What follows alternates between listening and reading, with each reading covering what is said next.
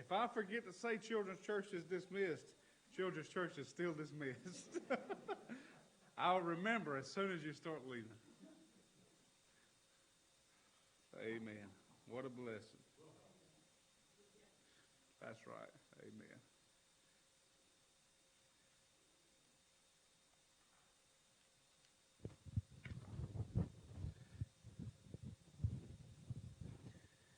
Genesis chapter 26. When you have your place, if you will, stand and we'll reverence the reading of God's Word.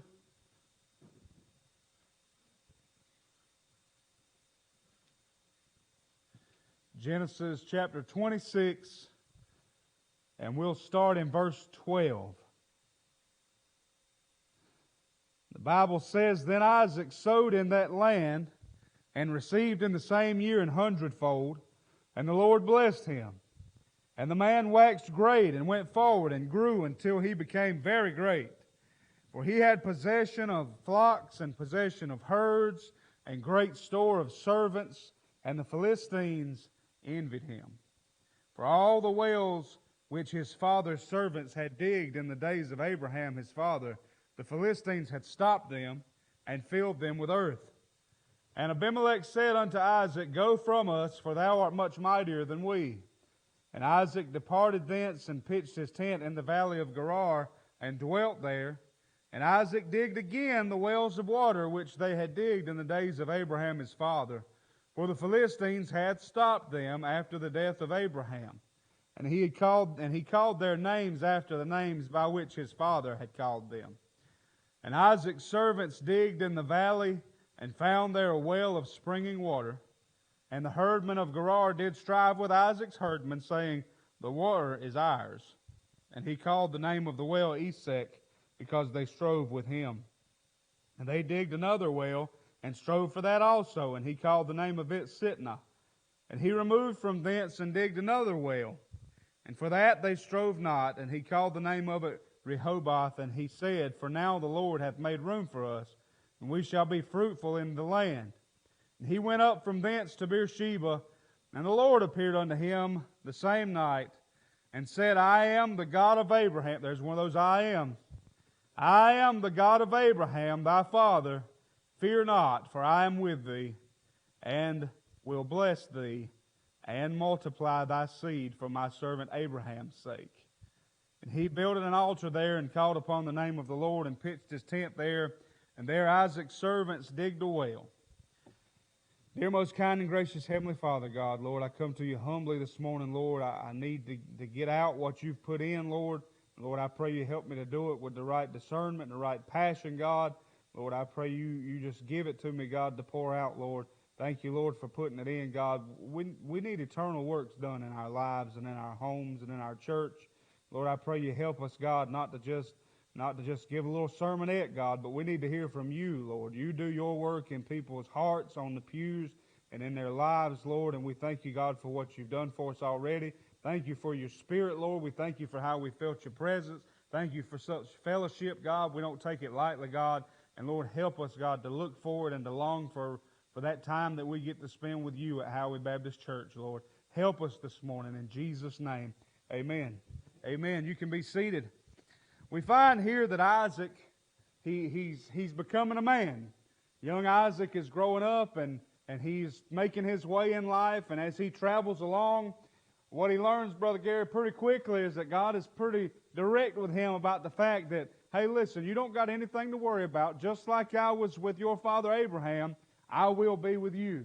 And so there's a lot that can be said there about how there's a generation that has gone off the scene in our churches and in our nation, and there's another generation that's coming onto the scene. There's a lot to be said there about the fact that God ain't left with the old generation, that God will be with what we're doing now, just like He was with what had happened in the past. He's still the same God.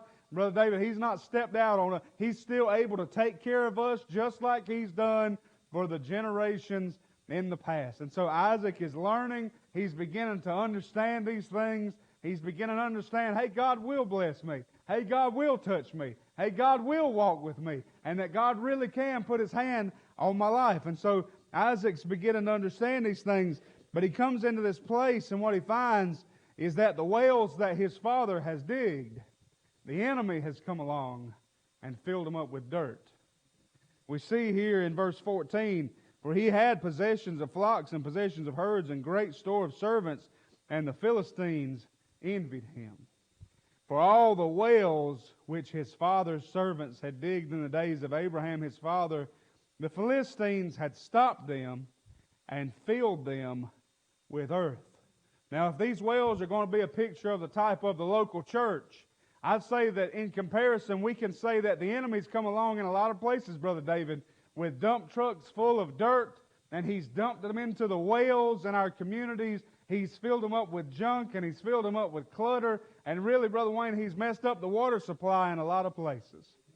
I mean, it's very comparable when you look at what's going on with the churches in our day, and you give it side by side with the things that had happened with these wells. And I'm going to bring out some of these problems this morning, and I'll show you what I can with the Lord's help from this text.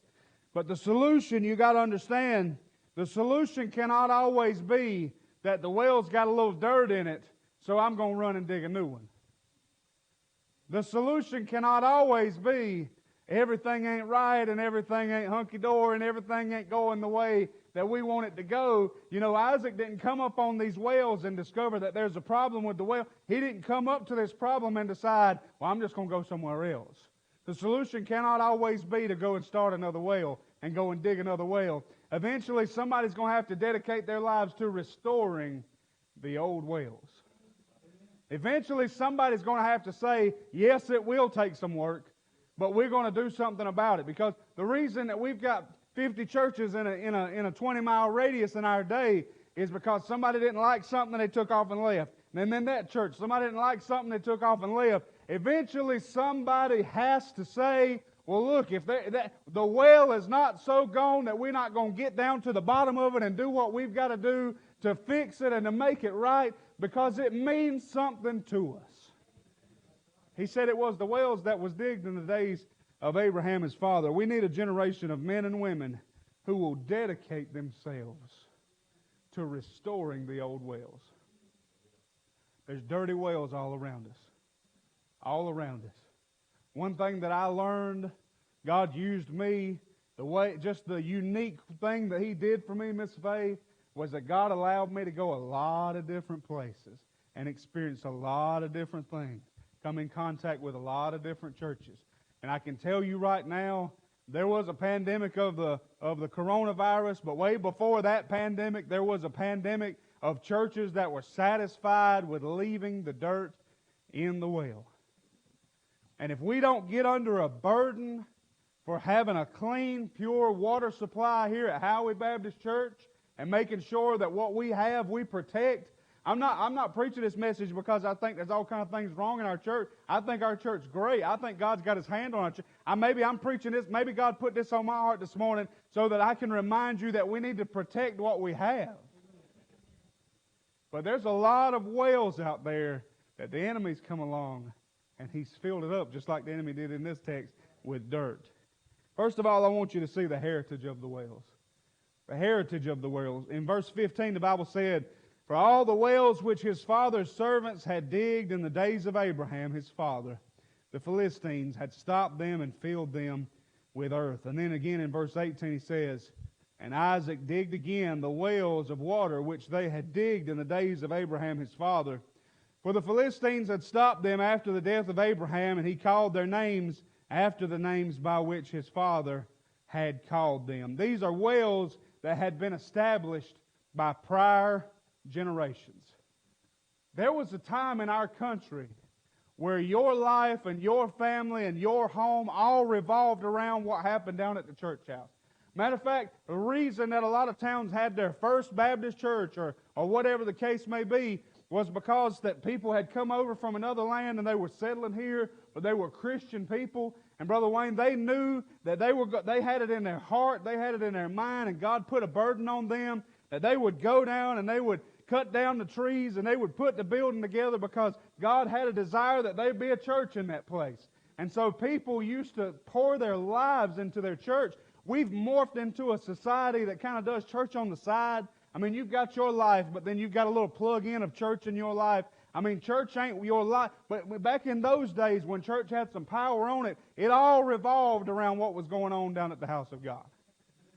The men poured themselves into what was going on at the house of God. The women poured themselves in to what was going on at the house of God. And we wonder why we have a quarter of the power in our churches that they used to have. It's because we have a quarter of the interest in getting something done at the house of God. We have a quarter of our hearts poured into the house of God. We want above average results, but we just want to give average input. I mean, listen, work don't sound good to nobody when you say it. Work. It don't sound good to nobody. But listen, we want to see God do great things. Amen? We want to see God do above average. We want to see God do great and grand and marvelous things. Well, listen, you know what it's going to take? It's going to take some folks on the pew who's willing to give above average, who's willing to pour themselves into it above average. You know what they used to do? Now, don't get scared. I'm not calling for this. But you know what they used to do? Brother Gary, they used to meet through the week. They'd meet multiple days, and they'd spend hours on the altar begging God to move.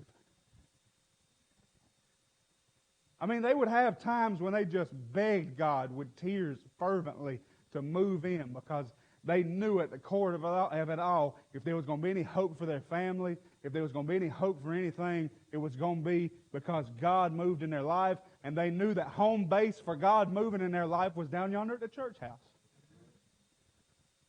So it was important. It was important. The heritage of these wells is important. They mean something to us. They mean something to us. Many of us grew up, and I can give you the testimony right now of my life, that I was not living the way that God would have me to live. But I knew, Miss Terry, that there was a little white church in Jefferson, South Carolina, Alameda Baptist Church. And although I was far away from God, and the last thing I cared about was God at that time in my life, I knew, Brother David, when God put His hand on my life, when God started applying that pressure to me, I knew that there was a place that I could go where I could get close to God and He could start dealing with my life. Those things are important. It means something to us. They stand as monuments in our community, our churches. It's not something that we should take lightly, the house of God. Everything in people's lives comes before the church now, it seems, in most people's lives. We've prioritized our cash flow and we've prioritized our career, and nothing can cause a disturbance in any of those things. But now anything is welcome to cause a disturbance in your church attendance. Anything's welcome to cause a disturbance in your involvement in the house of God. And that's backwards from the way that it was when they had what we want. We can't want the big thing and still do it the way that's not been working. We want the big thing. We got to give it all to the house of God. Give our time, I'm not just talking about being here. I'm talking about when you ain't here, are you begging God to do something here? Is the church on your mind? You know, is the church part of what you are? Or is the church just a place that you pop in and you get a little something and then you head on your way? We want God to move, amen? There was a heritage of these wells. You know, these things were special. Isaac had a deep connection to these wells when he came on it. Not only do I want you to notice the heritage of the wells, but I want you to notice the contention about the wells. Because I'm telling you, you can't have a good thing without the enemy trying to make a mess out of it. You just can't do it. And it was preached to us last night. Listen, the closer and the more you try to do for God, you might as well go ahead and mark her down. It'll cost you something. It'll cost you something, and the devil's not sitting back looking at what God's starting at Howie Baptist Church. The devil's not sitting back thinking, well, you know what, there's nothing I can do about it. He's throwing it. He's got plans that we haven't seen yet and things that we haven't seen unfold that He's ready to bring our way, and we don't know which direction it's going to come from. But I guarantee you, Brother Justin, God's not looking at what's happening here. I mean, Satan's not looking at what's happening here and saying, I'm just going to let him do it. He never gives up. He's tireless. I think it was J. Vernon McGee or one of those preachers. He said, opportunity knocks every once in a while, but the devil's leaning on the door waiting for you to crack it. So there was a contention about the well. In verse 15 it says, For all the wells which his father's servants had digged in the days of Abraham his father, the Philistines had stopped them and filled them with earth. First of all, I want to say there's an enemy that wants to stop the well. I mean, there's an enemy that wants to stop the well. There's an enemy that wants to just put dirt in it and fill it up. I mean, with all kinds of trash. It don't take long to kill a church. All you got to do is make it to where the Holy Ghost ain't welcome anymore. All you got to do is put enough man into it and put enough what we think and put enough of our own, what we can do and how great we are and all of our marketing schemes and all these. You pour enough man into it and the Holy Ghost is going to say, well, you got it. It won't take long before a church. I'm not talking about how many people's in the church. You can have 150 people and it can still be dead. Brother Eddie Davis gave this illustration. He said, just because something's swelling doesn't mean that it's alive. He said his dad hit a deer, or was it a dog? I don't remember. But he hit an animal going down the road, and he said he come back the next day, and that thing was getting bigger. Came back the next day, and that thing was swelling up even more. He said, just because it's getting bigger don't mean it's alive.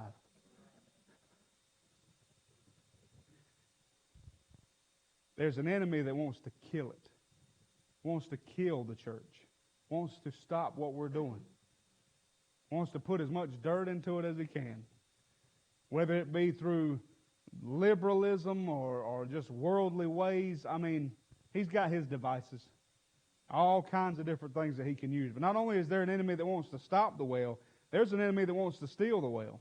Look in verse 20, it says, and the herdmen of Gerar did strive with Isaac's herdmen. Look what they said. They said, the water is ours. They said, the water is ours. Now this is a well that had been established in the days of Abraham. This is Isaac's dad's well. It's been there. It's the work that they put into it. And listen, nobody can say that water belongs to you. Water is something that God has given. They said it's ours. There's a group out there who would take what don't belong to them, who would say that we're the only Christians who got anything, and we're the only ones who can do it right. I'll be honest with you, I don't like to mingle with too many diverse groups because it causes confusion. But at the end of the day, there's not going to be a Baptist section in heaven and a Methodist section in heaven and all these other different things. God's able to save them. He's able to take His Word. None of us can say the gospel belongs to me only. God would have it that anybody who wants it, get under it. As a matter of fact, when somebody starts acting like we're the only ones who got it, it does a disgrace to the cross of Christ. It's available. Brother David brought it out so great in Sunday school this morning. Now, it's just freely available for anybody. But this group come along, Miss Faye, and they said, no, that's ours. That's our water. Are we the only ones who can have that? No, it's available for all. It's available for all. That water that flows so freely, it's available for all. But sadly, there's too many people who've tried to hijack it for their own use and for their own desires. Not only the heritage of the wells and the contention about the wells, but I want you to notice the neglect of the wells. You say, what do you mean, preacher? What I'm saying to you is, why wasn't anybody guarding the well? Why was nobody guarding the well? We're talking about a day when it was important for everything that you did, that you had your well. You couldn't just turn the sink on. I mean, it was important for your gardening. It was important for your drinking. I mean, water is one of the key elements of life. You can't live without it. And so Abraham's poured his heart and his soul and his effort in that last generation into making something ready and making something available so that it can be there, so that people can have it. And there was a generation, evidently.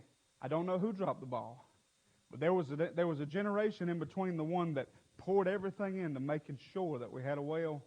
There was a generation that wasn't guarding the well. Wouldn't guard the well. We find no indication that the Philistines had any opposition when they come and filled the well up with dirt. Why was nobody guarding the well? You know, the old-fashioned crowd that I come from, a lot of times they get a bad reputation for being a little hard on things. I've got to tell you, the more God's really worked on this thing in my life, I'd rather be a little harder on something than I would to be too loose on something at this point. Because I began to understand what happens when when you just give a little bit too loose, the devil takes advantage of it and he runs with that thing. I'd rather just be a little more, it's kind of like your children. People will say you're being overprotected. Well, good Lord, all that's going out there on the world right now and everything that's trying to attack our babies and take their minds and manipulate them and everything else, hey, I'm guilty of being a little bit overprotective versus the other way around. Amen? And it should be the same way in our churches. Maybe that old-fashioned crowd, maybe they are a little bit too high and tight on some things, but they didn't fill the dirt up with well in Abraham's day because Abraham made sure that he was watching the well so that nobody could come around and put garbage in it. Abraham was there, and they knew not to mess with Abraham because he wasn't going to let nobody get close enough to cause no problems. Why wasn't anybody watching the well? Why was it so easy for people to dump garbage in the well? Not only was nobody watching the well, but it's evident that really they had made it nobody's job to watch the well. And we're in danger in churches in our day. All around you see this. The motive, and I've been preaching on doctrine on Wednesday nights. It's not always about making everybody happy. But in our day, the motive in churches has become, it's all about making everybody content and making everybody happy and pleasing everybody and making everyone comfortable. As long as there's more people on the pews, then it don't matter what kind of concessions we have to make. It don't matter how far we have to back up. It don't matter what we have to let in as long as there's more people coming. But you won't find that in your Bible. You find that in marketing schemes and classes. We're not trying to build up a company. We are the church of the living God. And in studying doctrine, what you'll find is God would have us to make stands and draw lines so that it doesn't get ruined and so it doesn't get contaminated like it is in so many other places. Somebody was supposed to be watching the well and didn't. The men in the church have historically always been the ones who check everything out. The men in the church have historically been the ones who say, before we let that in our pulpit, or before we let this happen, or before we let that happen, we got to draw some lines somewhere. Somewhere along the line, somebody stopped drawing lines. Somewhere along the line, somebody quit standing around the well and making sure that the people who were going to it didn't have bad intent. And so he found herself where Isaac comes up on these wells, and in one well after another he goes to, he finds that it's been tampered with. It's been tampered with. So not only did we see the heritage of the wells and the contention about the wells and the neglect of the wells, but now we're getting ready to pick up business here. Let's look at the restoration of the wells. Amen? Because Isaac didn't say it's too hard, I give up, I won't do anything. Isaac said, we got a problem, let's fix it. We got some things we need to work on, let's do it. Amen? Isaac said in verse 18, the Bible said, "And Isaac digged again the wells of water, which they had digged in the days of Abraham his father. For the Philistines had stopped them after the death of Abraham. And he called their names after the names by which his father had called them." It's really interesting to me, and this is just kind of a side note, but it's really interesting to me that he didn't change the name when and the Bible was very specific. The Bible does everything on purpose. The Holy Spirit inspired this. You understand? This is not just ancient text and we get to read them. This is Holy Spirit inspired. And the Bible went out of its way to make sure that we knew that it was still called the things that it was called back then. And Brother Justin, I get so interested in the fact how everybody seems to be afraid of the word church now. I'm not ashamed to be a church. Church is a Bible word. This is not a community center. This is a church. C-H-U-R-C-H. Jesus Christ died to establish the church. He's coming back for the church. The church has been called the church. Since the church started getting together, the church has been the church. Tell me what the problem was with the word church and why everybody got so scared they had to run away from it. It's because they don't like that old-time religion. It's because they need to make it a new thing and a fancy, shiny thing. They don't need it to look like what Grandma and Grandpa had. But I'm telling you, my conviction, Miss Tammy, is that what Grandma and Grandpa had works when people do it right. The problem is everybody stopped doing it that way. Brother Gary, I don't want people just to know that Howie Baptist Church does it the old-fashioned way. I want them to know we're proud of it. The Bible says, seek ye the old paths. Seek ye the old paths. Isaac wasn't digging new wells and everything. He said, there's perfectly good wells over there. Just take a little maintenance. Just take a little work. There was a restoration. He said, you know what? The enemy tried by filling it up with dirt. You know what I'm going to do? I'm going to get the dirt out. I mean, that's not a complicated equation, is it? Problem is, there's dirt in it. Solution is getting dirt out. And there's so many areas you could get into. There's so many things that's my responsibility now at Howie Baptist Church to keep my eyes peeled, and the men who are leaders in this church to keep our eyes peeled and look out and make sure that we're on the lookout for those things. But it goes a little bit step further than that. Like I said, been preaching doctrine on Wednesday nights. There's a lot of biblical things that God expects out of a church member. There's things that nobody else knows about your life. But if you're harboring sin in your life and you're letting that thing stay there and fester in your life, it might not be affecting the church in a major way right now, but that thing will begin to fester and fester, and that thing can become a problem in your own personal life and nobody even know about it. There may be some dirt, not just in the well of Howie Baptist Church. It might be some dirt in your life that you need to get cleaned out for the sake of all of us. Because I'll be honest with you, my family needs your prayers. Amen? The Bible says, if I regard iniquity in my heart, the Lord will not hear me. You know what that means? That means if you ain't getting it clean in your life, I can't count on your prayers getting to God on my behalf. If you ain't getting those things out of your life for the sake of the church, then you're letting the people down who are depending on you. I want God to do great things here. I believe He's going to do great things here. I'll be honest with you, and just my feeling, you let the Holy Ghost deal with you.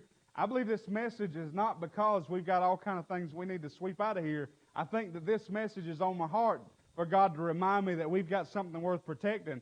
That, listen, if in the days of Abraham, the next generation had decided to protect what they had, Isaac wouldn't have had to go through all this trouble. Maybe God's trying to save us a bunch of trouble. Amen? Let's just protect what we have.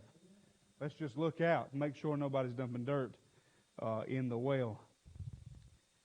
Because I'll be honest with you, Isaac was probably very disappointed that he couldn't just go there and find fresh water right off the bat. He was probably very disappointed. When you need that water and you go and you find you can't have it, what a sad story that is for many, many churches. You know that there are churches where people sit on the pew week after week after week, and in their hearts the people already know that the well is dried up and full of dirt. I wouldn't even want to go to church like that. I wouldn't even want to go to church if I got to feel like it's tiring or boring or that the power's not there. Why would you even want to go? I wouldn't want to go. Why even go and pretend and ride that train if God's not in it and God's not dealing and God's not stirring the way that I need something in my life week after week after week. And listen, I know that I'm the preacher now and I don't get preached to all the time, but I try to get in my Bible and for God to give me something to give you, and I don't want to be, I don't want to be doing it vain, and I don't want to be doing it in a way that's not accomplishing anything because we're full of dirt here. Which leads me to my last point. The importance of the wells. The importance of the wells. What makes a well so important? Well, it's the water. Now this is baseline preaching right here. It's the water. Talked about the water in Sunday school last week. The water is what's so important about the well. It's wonderful when churches have the funds to have beautiful buildings and all those sorts of things. But the fact of the matter is, at the end of the day, it's about the water in the well. Somewhere right now, there's a little hut in Africa with just a few believers gathered around, and they're giving the gospel. And they've got much purer and much more clean water flowing in that place than a lot of places with bigger buildings, with shinier steeples, with better facilities.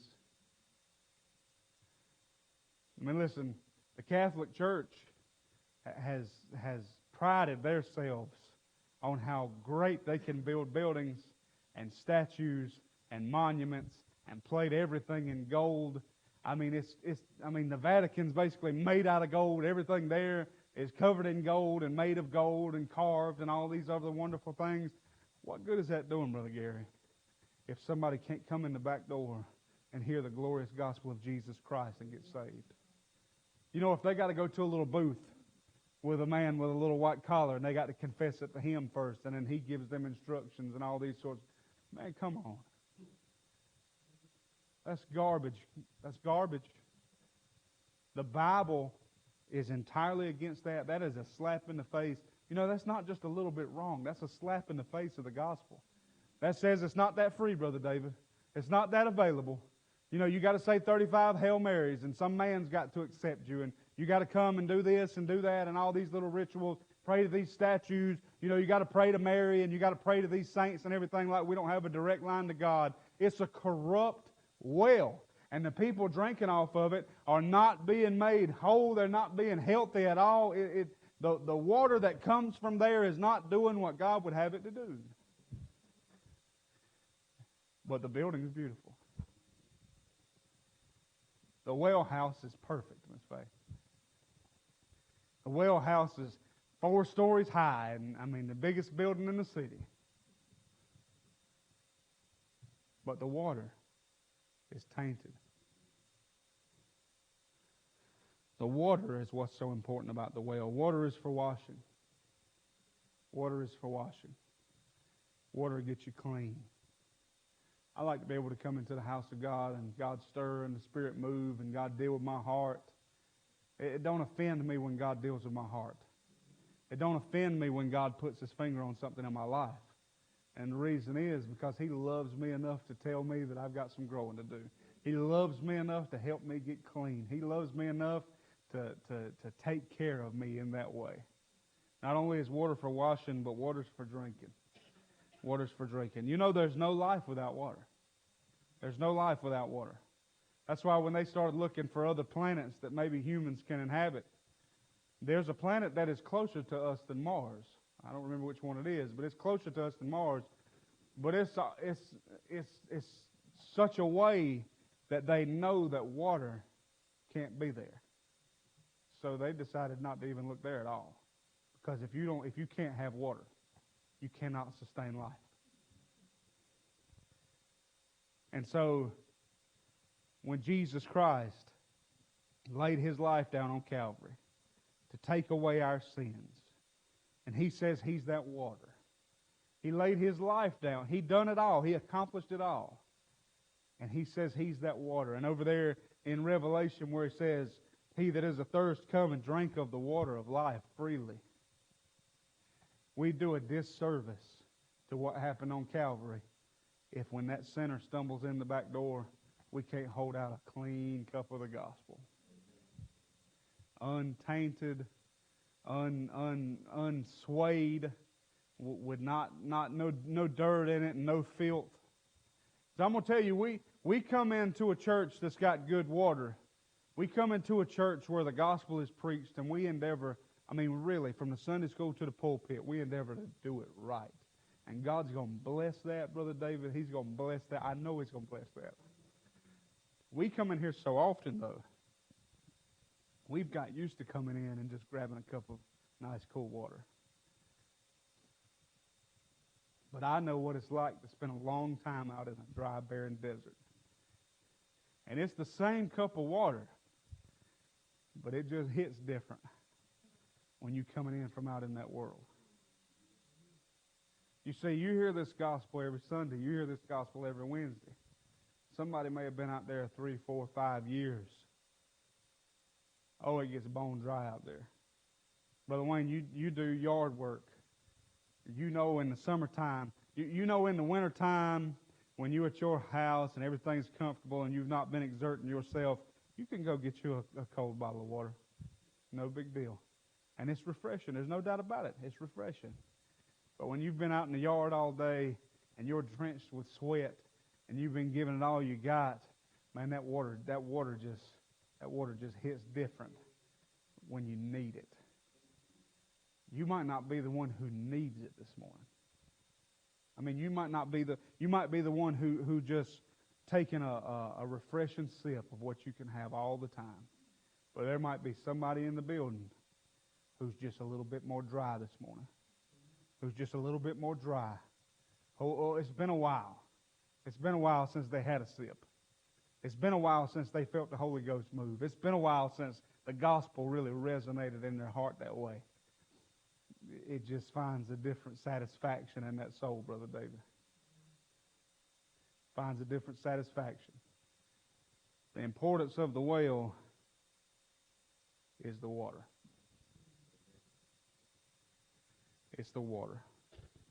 The difference between a dry, barren church and a lush, vibrant atmosphere is the water of the Word. So for the sake of the water in our church, we have to protect the well. We have to protect the well. We got to circle around.